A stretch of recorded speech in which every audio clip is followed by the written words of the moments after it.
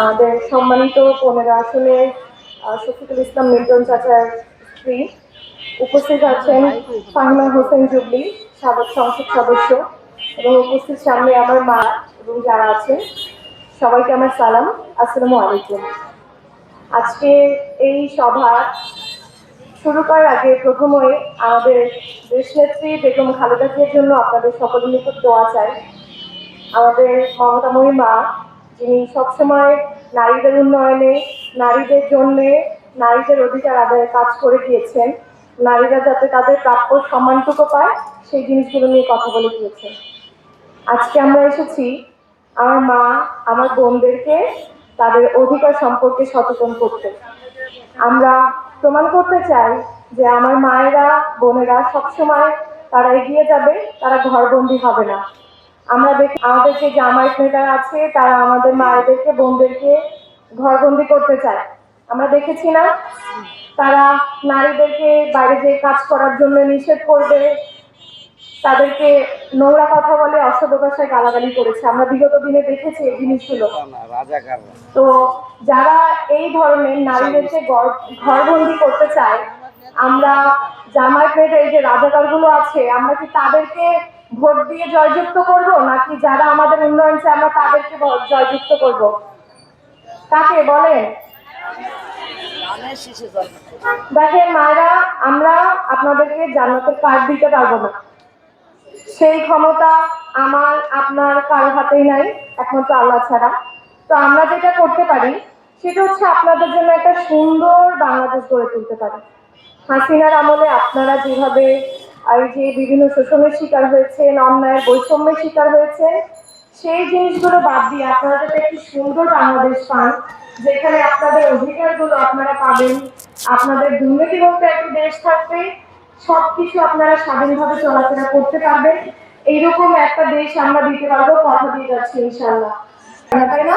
তো এই যে নারীরা যাতে সম্মানিত হয়, পরিবারের প্রত্যেকটা মানুষ যাতে নারীদেরকে সম্মান করে, সেই জন্য তারেক রহমান ফ্যামিলি কার্ডের ব্যবস্থা করেছে, যেখানে একটি পরিবারের নারী সদস্য, যে পরিবারটি চালায়, পরিবারের প্রধান, তাকে মাসে 2 থেকে 2,500 টাকা বা সমমূল্যে চাল, ডাল, তেল এই জিনিসগুলো দেওয়া হবে।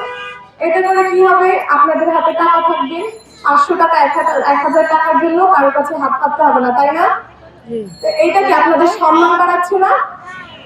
তাহলে যে মানুষ আপনাদের সম্মান হানি করছে, আপনারা তার দিকে ঝুঁকবেন নাকি যে আপনাদের সম্মান বৃদ্ধির জন্য কাজ করবে অবশ্যই সেদিকে যাবেন?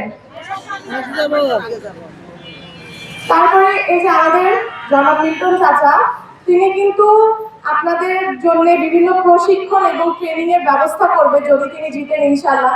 দেখেন, আমরা কথা দিচ্ছি যদি আমরা নির্বাচিত হয়ে এগুলো করবো, কিন্তু আল্লাহ না করুক কোনোভাবেও যদি কিছু হয়, আমরা ইনশাআল্লাহ কার্যক্রম চলমান রাখবো। আমরা এসেছি দেশের উন্নয়নে, শুধু জিতলেই কাজ করবো, না জিতলে কাজ করবো না, এরকম মানসিকতা কিন্তু আমাদের নেই। আমরা অনেকে সেলাইয়ের কাজ শিখতে চাই, ব্লক বাটিকের কাজ শিখতে চাই, অনেক হাতের কাজ শিখতে চাই, তাই না? কিন্তু সেগুলোর জন্য আমাদের কি মোটা অঙ্কের টাকা দিতে হয়। তো আমাদের মিল্টন চাচা এই জিনিসগুলো আপনাদের জন্য একদম ফ্রি করে দিবে, যাতে আপনারা ঘরে বসে উপার্জন করতে পারেন, আপনাদের বাইরেও যেতে হবে না, আপনারা সংসারও সামলাবেন, আপনারা সকল কাজকর্ম ঠিকভাবে করতে পারবেন। আমাদের মায়েরা এখানে বসে আছে যাদের অনেকের বাচ্চা আছে, এই বাচ্চা কার কাছে রাখবেন এই জন্য আপনারা কাজ করতে পারেন না, আছেন না অনেকে? এই বাচ্চা যদি একজন রাখতে পারে তাহলে তো আপনারা বাইরে যেয়ে কাজ করতে পারেন, পারেন তো? তো সেই জন্য মিল্টন চাচা আপনাদের জন্য ডে কেয়ারের চালু করেছে, যেখানে আপনাদের বাচ্চাদেরকে আপনারা অল্প টাকায় রাখতে পারবেন, যেভাবে মনে হবে যে বাচ্চার ঘরে মায়েরা যেভাবে পালে ঠিক সেভাবে কিন্তু পালতে পারবে। বুঝতে পেরেছেন মায়েরা? বলো। তারপরে আমাদের নারীদের আরেকটা সমস্যা হচ্ছে, আমরা যখন বাসে উঠি আমাদেরকে কি পুরুষের হেনস্থার শিকার হইতে হয় না? গায়ে টাচ করে, তারপরে নোংরা ভাবে অনেক কিছু বলে, তাই না? পুরুষরা এখন নারীদেরকে বাসে বসতেও দেয় না, দেয় সিট কিন্তু দেয় না এখন। তো এই জন্য আমাদের জনাব তারেক রহমান কিন্তু নারীদের বাসের ব্যবস্থা করেছে, যেখানে বাস চালাবে নারীরা, হেল্পার থাকবেও নারীরা। হাততালি দেন তার জন্য একটা। দেখেন আর কত চিন্তা করবে নারীদেরকে নিয়ে বলেন। শুধু নারীদেরকে নিয়ে না, আমাদের মিল্টন চাচা হচ্ছে যে মিরপুরের এরিয়াটায় কাফরুল 10 নম্বর 13 নম্বর, এখানে কিন্তু বৃষ্টি হলে অনেক পানি হয়, একদম হাঁটু পর্যন্ত পানি হয়, কোনো কিছু চলতে পারে না। তো তিনি তার ইশতেহারে রেখেছেন কিভাবে হচ্ছে এই পানির সমস্যা সমাধান করা যায়। বিগত বছর এই জিনিসগুলো নিয়ে কিন্তু কেউ কাজ করেনি, ভাবেও নি।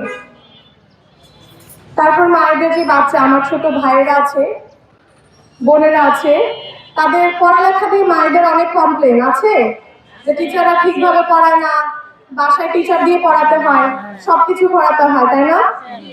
তো এই যে মায়েরা যাতে টিচারদের সাথে মাসে একটা হলেও মিটিং করতে পারে, তাদের যে সমস্যাগুলো আছে সেগুলো তুলে ধরা এবং সমাধান করার ব্যাপারটা কিন্তু আমাদের মিল্টন চাচা এনশিওর করবে। সে নিশ্চিত করবে যাতে আপনাদের যত কমপ্লেন আছে, আপনাদের যত অভিযোগ আছে শিক্ষকদের বিরুদ্ধে, সেই জিনিসগুলো যাতে আপনারা বলতে পারেন। আমাদের ভাই বোনেরা মাঠ নাই খেলার আছে আশেপাশে, তারা কিন্তু খেলতে পারে না। কিন্তু চাচা সরকারি জমির মাধ্যমে এই এনশিওর করবে যে আমার ভাই বোনেরা তারা হচ্ছে মাঠে যেয়ে খেলতে পারে।